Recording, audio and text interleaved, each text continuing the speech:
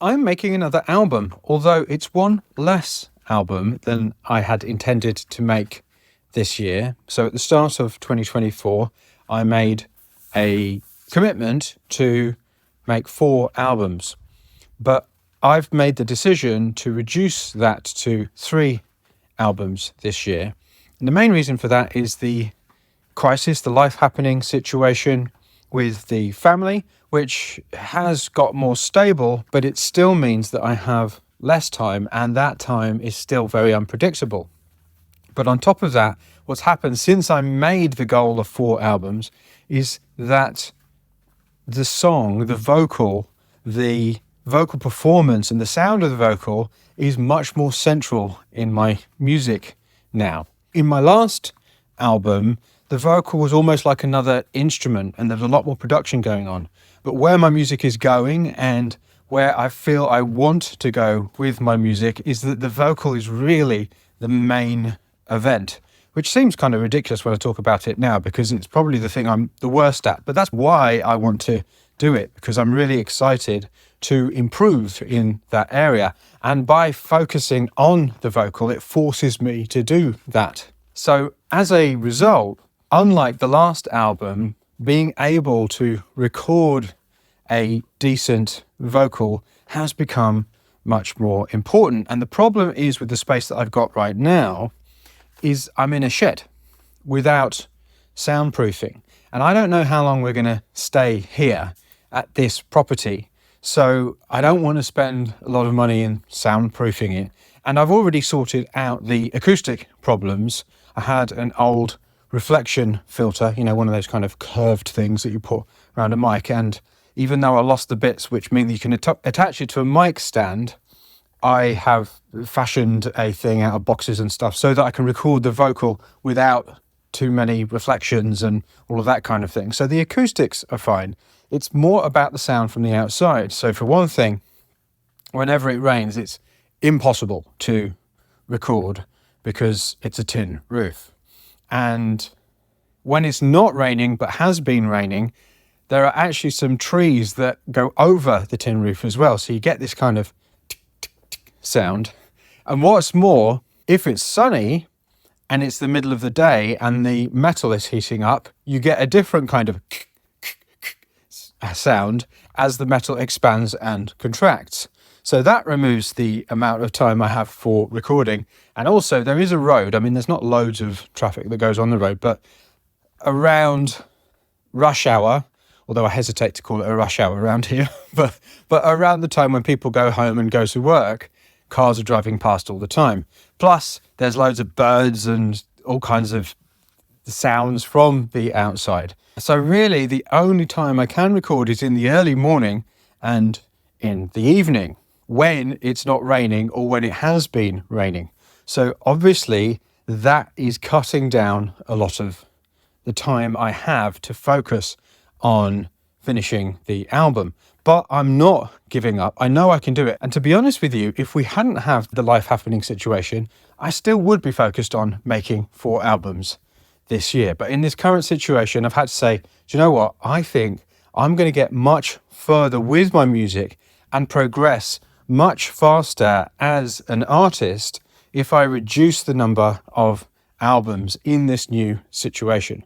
Because I really view the finishing of albums as an opportunity for me to improve. And at this point, where the most improvement is in my vocal delivery, in me developing the ability to not sound like a strangulated choir boy whenever I'm singing, and for me to deliver the purpose of the song, the meaning of the lyrics, the emotion behind it through the way that I'm singing. So obviously my time is very limited and even more unpredictable because I'm dependent on the weather, essentially. So one thing that I have done is I have identified an area of my day, every day, and I've shifted things around a bit. So after dinner and before the boys go to bed, there's usually anything from half an hour to an hour where Sally gets a bit annoyed with me because I just stare at my iPad and binge either a movie or a series of some kind. And Sally always gets annoyed with me at that point. So what I've said to her is, would you mind if I don't do that and instead come to the studio? So I actually leave the house in between dinner and when the boys go to bed. I come to the studio and I do a few vocal takes, because at that particular time in the evening, around 7, 8 o'clock, it's actually quite quiet, as long as it's not raining, of course. And I said, instead of you getting annoyed with me with staring at the iPad, after lunch, we'll spend half an hour connecting and having a chat. So essentially, that's a win-win. She's like, yeah, great. Do that instead. Because she gets really kind of frustrated with me staring at the iPad. I'm just usually like, bleh, by that point. But if I'm coming in here at that point and it's a time when it's usually quite quiet, if it's not raining, then that gives me an extra, 7 hours a week or something like that, at a time when I might be able to get some decent vocal recordings in. So that is something that I have done. But even in that situation, I feel that it's a good idea for me to reduce the number of albums I'm committing to. Because as I said, finishing albums isn't actually the point of what I'm doing. I mean, it's a nice result that you get from it, and it is a nice feeling to have that music finished. I mean, even when I think about the last album, which is nowhere near where I want to be in terms of quality, it feels good to have done that, to have completed the last couple of albums I have done. But that's not the main reason for doing it. The main reason for me doing it is as a way of me improving. And finishing things is an ideal opportunity to do that. I mean, when you think about it, with my 1,000 Songs project, where I'm splurging 1,000 songs in 1,000 days, I am, over time, learning and practicing the art of songwriting. And with these albums, what really they're about is learning and practicing the art of being able to perform vocals. And in that context, what's really important now is that I finish songs. So I actually finish songs. So in other words, the fact that I have an album of songs that are written but not yet recorded means that spending some time, investing some time in recording those performances and spending a bit more time than I would have done, the vocals were less important, makes more sense for me as the artist I seem to be becoming. I mean, when I decided to make 4 albums last year, I wasn't thinking about my music like that. I wasn't thinking that I was aspiring to become a great singer-songwriter. That's not how I saw myself. I saw it more as tracks with vocals. So in this new situation, I'm taking the opportunity to use the songs that I have written, because I'm not really changing them at all, maybe the odd word here and there, but I've completely written the songs and I'm simply using the vocal recording in order to get better at singing.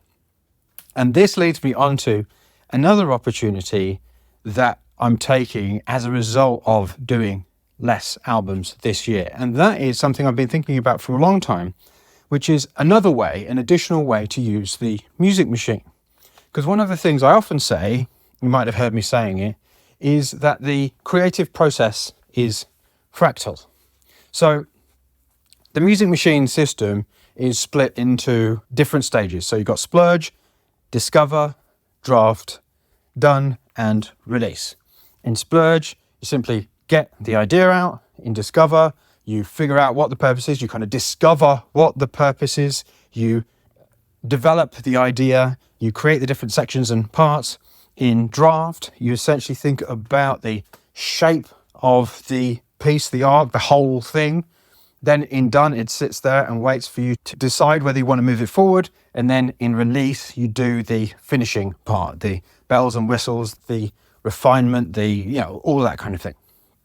Now, the way I just described it is for a piece of music. Broadly speaking, that is how the creative process works. I mean, and I know it works like that because what was very surprising was when I read the Rick Rubin book, The Creative Act, he describes those exact same stages, but just uses different words. He calls them something different. So splurge is the seed or something like that. It is quite extraordinary when you read it, just how similar what we have noticed about the creative process is. And that is like verification for me that the way that I have split the music machine makes sense to somebody else who I've never met, somebody else who's very experienced with the distinct stages of the creative process. But the thing about it is that within each of those stages, there is also a similar structure. So, for example, when you're mixing something down, which within the music machine would usually be in release, not always, but usually would be in release. You do a bit of it in draft, but it would usually, the final mix down would be in release. A mix down also has similar stages in it. In fact, I was reading a book, this was a few years ago now, called Zen in the Art of Mixing, which is a book written by a fairly well-known mix engineer. And one of the things that struck me was that when he talks about the first thing he does when he's doing a mix, it was the same as splurging, but for mixing. He just doesn't think about it. He just does something really fast without focusing on quality. It's a really intuitive thing. He just goes blah and bashes out a mix just to get something started, which is very similar to splurging. In a sense, everything that we do in the creative process, if we're creating something, then we are going through those stages. In that way, it's fractal, including, of course, vocal performance. So what I'm going to do, because as I've decided to finish 3 albums, and we are currently in the middle of what would have been my next album had it not been for my life happening situation. So I'm doing Make an Album with Mike with the group. And because we're now getting into draft, what I've decided to do is use the music machine stages and kind of get back on the horse with the Make an Album with Mike class by thinking about the vocal performance. Because if I was to split the vocal performance into the distinct stages of the music machine, then I would say it was something like this. And this is just off the top of my head, so I'm just kind of thinking this through right now. But splurge is essentially, you've got, what would be in the splurge column, if you like, of the music machine would be, you've got the song written and a scratch vocal recorded. So essentially the music that I had got into release in the first place was like that. Essentially, I'd written the basic song, and in order to write the basic song, I'd recorded a placeholder vocal without much of a performance, but like, here's the melody, here's the lyrics, and here's the structure. So that was where the songs were in release. And up until now, I've just been cycling around release and singing the songs in release. But what I've realized is that in terms of the vocal performance is a splurge. You've got this scratch vocal. So in terms of the vocal performance in Discover, what you'd be doing is you would be experimenting, you'd be practicing and learning that vocal and experimenting with different ways to express the purpose of the vocal. And that's, in fact, what I've been doing over the last few weeks with the 2 songs that I spoke about, the ones that I'm playing and singing. And I'm trying all kinds of different ways of getting across the meaning of the lyrics. Now, when I'm a more experienced singer, this discovery phase probably wouldn't take very long. But at this point in my development as a singer, it's taking quite a long time because obviously I'm doing everything for the first time. I'm trying different things. I'm trying different ways of singing. But that is essentially discovery. You're discovering how you're going to sing it. Then in draft, you actually record the final vocal takes. So you know the song and you know how you're going to sing it. So in draft, you record the final vocal takes and probably you'd have 3 takes or something like that. That's the way I'm thinking about it anyway. And then they all go into done and they sit there for a while. And then when it goes into release and you go around release, that's when you actually produce the vocal. Oh, and one thing I didn't say was things about harmonies and extra vocals and that kind of thing. I would probably do the big, important harmonies And the major ones, I would probably do that in Discover and Draft, similar to the main vocal, to figure out what the basic things are. But I probably wouldn't do absolutely everything, the bells and whistles, the extra bits, the whispered bits, or whatever it might be. I might do those in Release. So as you can see, you can use the Music Machine in a number of different ways. I mean, theoretically, if you were doing a mix, you could also do the same thing. You get the basic things written into Release, and then when you start the mix, you start the machine again, because you've got your splurge mix coming out of done into Release, and then you could go through it again. Now, I'm doing this as an experiment in Trello. So I've moved the songs back according to where they are. So most of the stuff is actually in Discover because I'm still figuring out how to sing it. But that's how I'm going to be moving them forward over the next few weeks. But one of the things I've been thinking about, and this is really the reason I've been thinking about it like this, is I've been working with a developer, Ben, on a Music Machine software so that we don't have to use Trello, because there are some quite frustrating things about Trello. And one of the features that I've been talking to him about is having different boards for the same pieces of music. So theoretically, what you could do is for the same card, you could have them at different stages in the machine, depending on which board you're on. So you could have a mixing board, a mixing Music Machine, where things would be displaying differently than, for instance, your vocal performance machine. So that's something I've been thinking about. We haven't got to the point in the development of the software where we're actually using it. So I'm not exactly sure if it's going to work or how it's going to work. But really, this idea of having multiple machines so that, you're able to finish the different stages, because as I said, it's kind of fractal. You write the song first, and then if you're a singer, you might need to perform the song, and that might warrant its own Music Machine system as well. So that's another reason why I've decided to do 3 albums and focus on finishing this one by focusing on the vocal performance, because it's going to give me an opportunity to play around with using the Music Machine for vocal performing, for recording my vocals and figuring out how I'm going to do that. So I'm super excited to do it. The new deadline for this album, which I think is going to be called Shadow, by the way. So the new deadline for this album is when the current Make an Album with Mike class finishes, which is the end of June. So I've got plenty of time to do this.